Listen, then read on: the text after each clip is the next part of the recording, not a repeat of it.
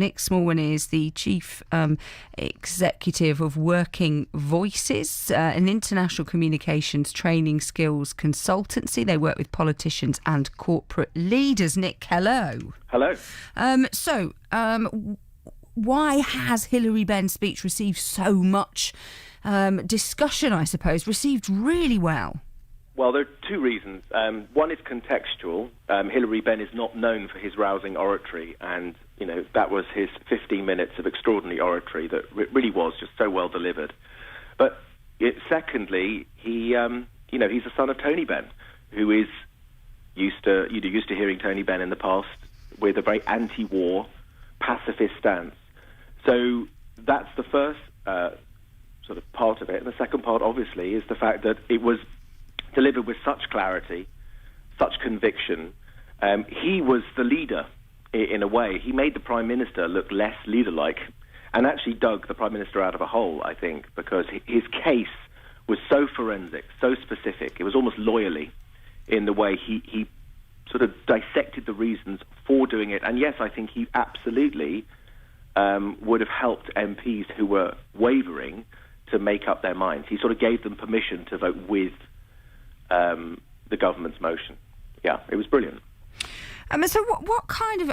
when you say that he's not known for... Actually, I did see his keynote speech at the Rising Peace Festival, and he was a very good speaker there. I mean, he did speak incredibly passionately and well at that event, and was there at a peace forum, and yet weeks later now has, somewhat ironically, I suppose you could say, led those that were undecided into military action. But that's the thing, isn't it? When someone who is known for supporting causes for peace comes out so hard and so unequivocally for military intervention, it makes people who agree with him in the main to stop and think, hold on, am I missing something here? And also, it was he put everything into context so beautifully. I mean, part of it was almost Shakespearean. He used phrases like "under the yoke of Daesh." He put everything into historical context. He used, he talked about the UN that Labour helped to form in the late 40s. He talked about the UN Charter. He talked about sort of moral responsibility, and everything was delivered in a beautifully clear tone. Everything was forensically split up. It was, in the same way that a lawyer in a courtroom would, sum up a case in a particular way to convince the jury to go in their direction. That's exactly what he did.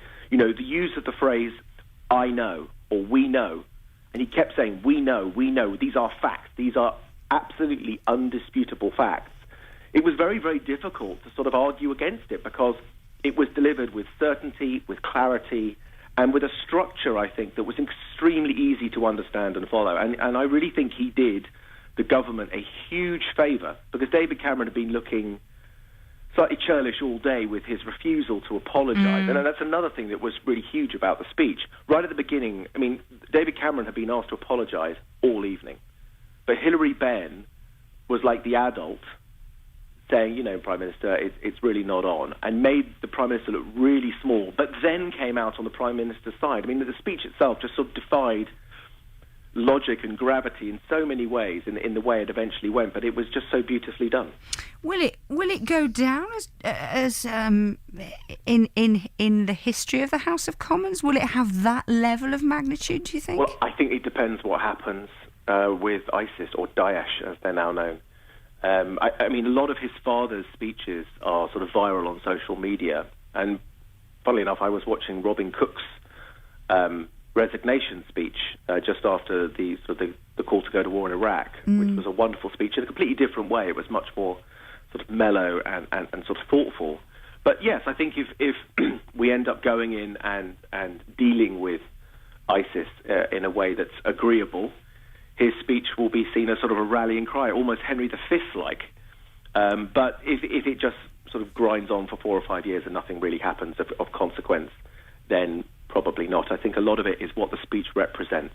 It was a galvanising speech. Yeah, and will you, as somebody that works with politicians on delivery of speeches and corporate leaders, will you be using it as an example of how to do it well? Well, absolutely, because there were so many plus points The structure was fantastic. He was so clear. I always think when you have conviction, your diction, your articulation goes up a level. And he was so clear because he really meant it. I think when people really mean stuff, their articulation goes through the roof. And it was just to listen to it on the radio was fantastic. To watch it on television was fantastic. And at one point, the Commons was simply in silence. That you could tell the gravity and the power of a speech when there's no cheering and yah-booing and all that kind of stuff that goes on. There was just silence, listening to this guy who really was at the top of his game. How do you feel, Nick, personally about the decision that was made? Well, I think it's a complicated decision. There's a lot of evidence that sort of airstrikes don't do a lot, and that you need, ground forces, etc., and you need to cut off the funding. And there's sort of many strands to dealing with this threat. I suppose you could say you would like to leave it up to the intelligence services to advise the politicians properly so they can make the right decision. And I think the problem for a lot of people in Britain is most subjects like this are complex. And, you spoke to the guy on the street who said, yes, I'll feel safer because we're bombing. But why are we doing it? What does it mean? What are the consequences? What are the unintended consequences of all of this? I mean, ISIS is, you could argue, is an unintended consequence of the Iraq war. So we have to be very careful when feeling scared and wanting to do stuff. You totally understand the French wanting to do something dramatic after what happened in Paris.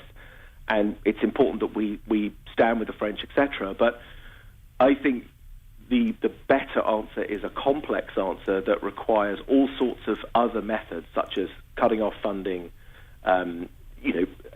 training regional forces, etc., etc. That probably is the best way to do it long term.